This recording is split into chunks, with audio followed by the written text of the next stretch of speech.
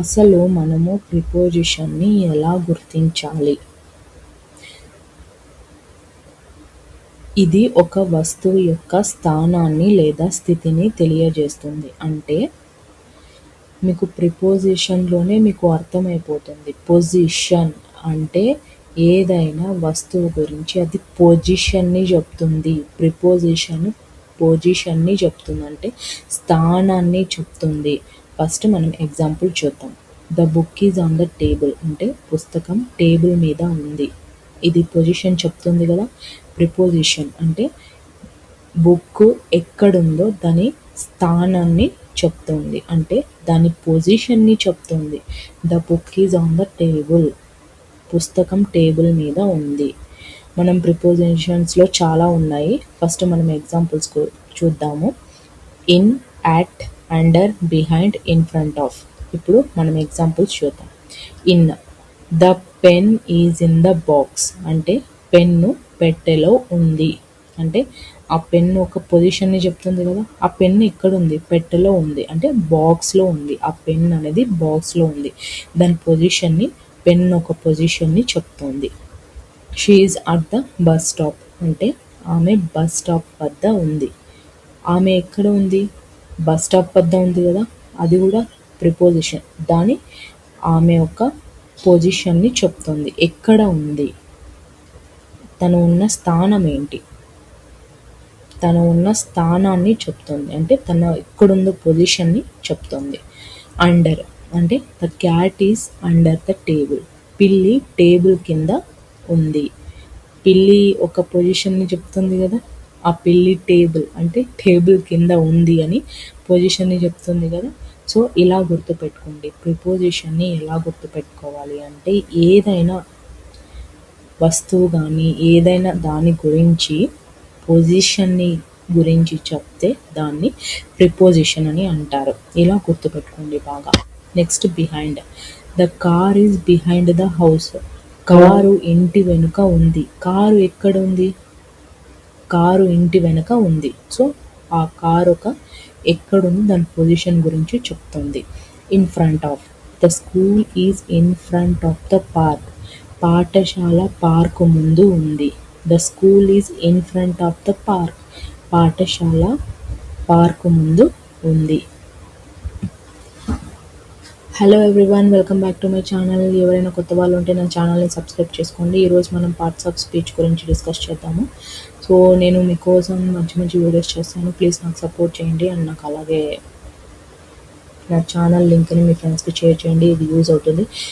నాకు తెలిసి యూట్యూబ్లో చాలా వీడియోస్ మీకు ఇంత క్లియర్గా ఎక్స్ప్లెయిన్ చేసే వాళ్ళు ఉండరు. నేను ప్రతి ఒక్కటి చెప్తాను మీకోసం. Daily use sentences, daily use words, నేను గ్రామర్ వీడియోస్ అన్నీ తీసుకొస్తాను. అలాగే టెక్నాలజీ వీడియోస్ కూడా నేను చేస్తాను. ప్లీజ్ నా ఛానల్ని సబ్స్క్రైబ్ చేసుకోండి. మీరు సపరేట్గా ఇంగ్లీష్ ఛానల్ని, సపరేట్గా టెక్నాలజీస్ ఛానల్ని సబ్స్క్రైబ్ చేసుకోకుండా మీకు రెండు ఒకే ఛానల్లోనే నేను మీకు క్లాసెస్ని ప్రొవైడ్ చేస్తాను. సో ఖచ్చితంగా మీరు మాత్రం నా ఛానల్ని సబ్స్క్రైబ్ చేసి, లైక్ చేసి, షేర్ చేయండి. Let's get started. So noun అంటే ఏమిటి? నామవాచకం. అంటే మనము నామవాచకాన్ని ఎలా గుర్తించాలి? రూల్స్ చూద్దాం. ఫస్ట్ మనం ఏదైతే చూడగలుగుతామో, మనం ఏదైతే ఫీల్ అవుతామో, మనం ఏదైతే టచ్ చేస్తామో దాన్ని మనము నౌన్ అని అంటాము. ఫర్ ఎగ్జాంపుల్ చూద్దాం. చైర్ అనేది మనం టచ్ చేయగలుగుతాం కదా. ఫ్యాన్ని మనం చూడగలుగుతాము, టేబుల్ని చూడగలుగుతాం, పెన్ని, బుక్ని చూడగలుగుతాము. సో ఇవన్నీ నౌన్ కిందకి వస్తాయి. ఎగ్జాంపుల్స్ చూద్దాం. The chair is made of would, కుర్చీ చెక్కతో తయారైంది. The fan is rotating slowly, fan నెమ్మదిగా తిరుగుతోంది. The table is clean, table శుభ్రంగా ఉంది. దిస్ పెన్ రైట్స్ స్మూత్లీ, ఈ పెన్ సాఫీగా రాస్తుంది. The book is very interesting, ఈ పుస్తకం చాలా ఆసక్తికరంగా ఉంది. అంటే నౌన్ అంటే బాగా గుర్తుపెట్టుకోండి. మీకు నౌన్ అంటేనే గుర్తు రావాలి. మనం ఏదైతే చూడగలుగుతామో, ఏదైతే ఫీల్ అవుతామో, ఏదైతే టచ్ చేయగలుగుతామో దాన్ని నౌన్ అని అంటారు. ప్రొనౌన్ని మనం ఎలా గుర్తుపెట్టుకోవాలి అంటే నామవాచకానికి బదులుగా ఉపయోగించే పదాలను సర్వనామం అంటారు. అంటే ఎగ్జాంపుల్ చూద్దాం.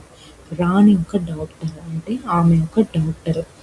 I, you, we, they, he, she, it examples చూద్దాం. ఐ యామ్ ఏ స్టూడెంట్ నేను ఒక విద్యార్థిని. You are my best friend నువ్వు నా అత్యంత స్నేహితుడు.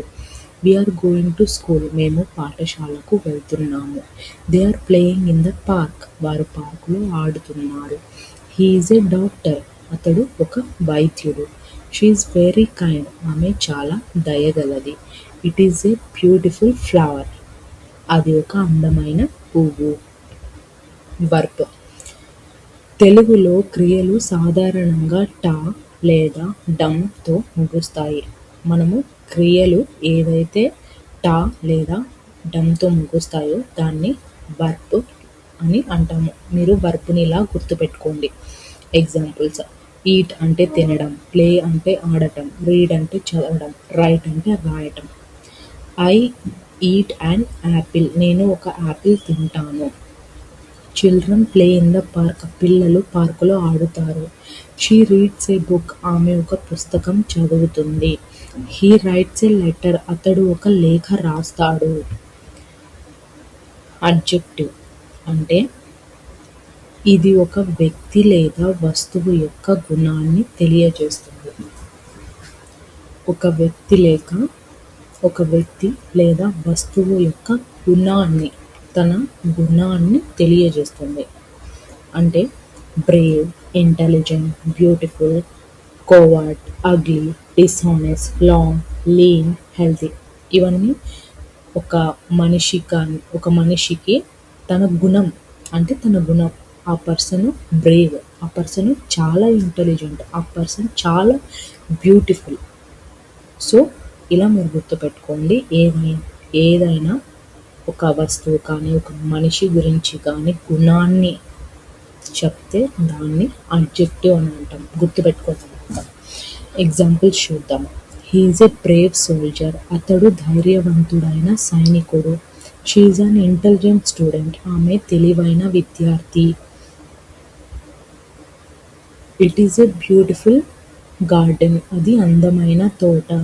హీ ఈజ్ ఏ కోవర్డ్ పర్సన్ అతను పిరికివాడు. ద వాల్ లుక్స్ అగ్లీ ఆ గోడ వికారంగా కనిపిస్తుంది. He is a dishonest person అతను నిజాయితీ లేని వ్యక్తి. This is a long road ఇది పొడవైన రహదారి. He has a lean body అతనికి సన్నని శరీరం ఉంది. She is a healthy girl ఆమె ఆరోగ్యకరమైన అమ్మాయి. అడ్వర్బ్ చూద్దాం. పని ఏ విధంగా జరుగుతుందో వివరించే దానిని క్రియా విశేషణం అంటారు. అంటే ఏదైనా పని ఏ విధంగా జరుగుతుందో దాన్ని వివరిస్తాం కదా, సో దాన్ని మనం విశేషణం అంటారు. Example: Sohan runs slowly Sohan నెమ్మదిగా పరిగెత్తుతాడు. Fast, swiftly, gently, rapidly.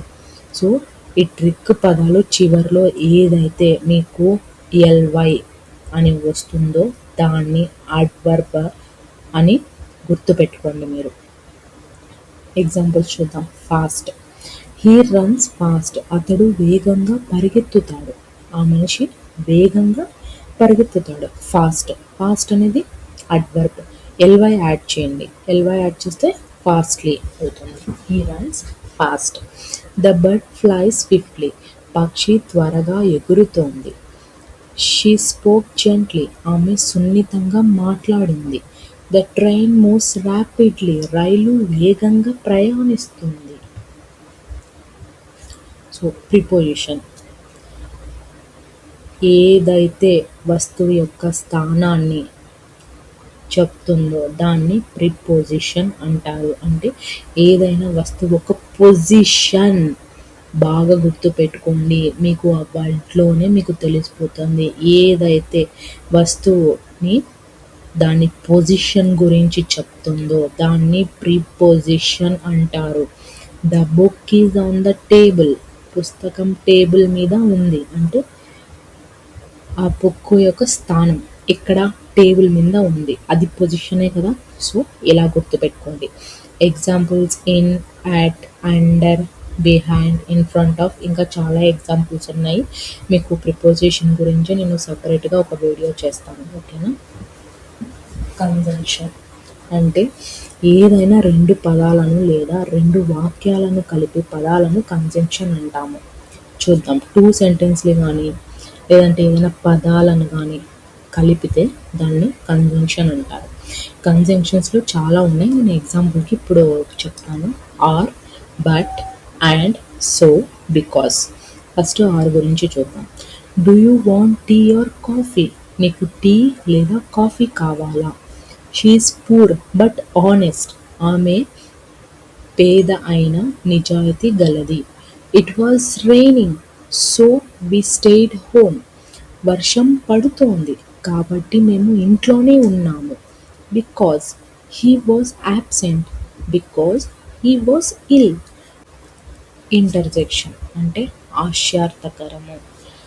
ఇది అకస్మాత్తుగా కలిగే భావాలను వ్యక్తపరుస్తుంది.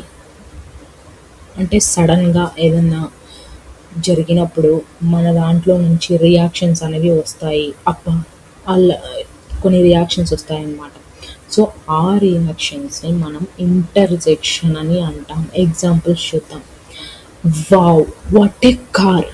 Allah's, oh no, hurray, Bravo.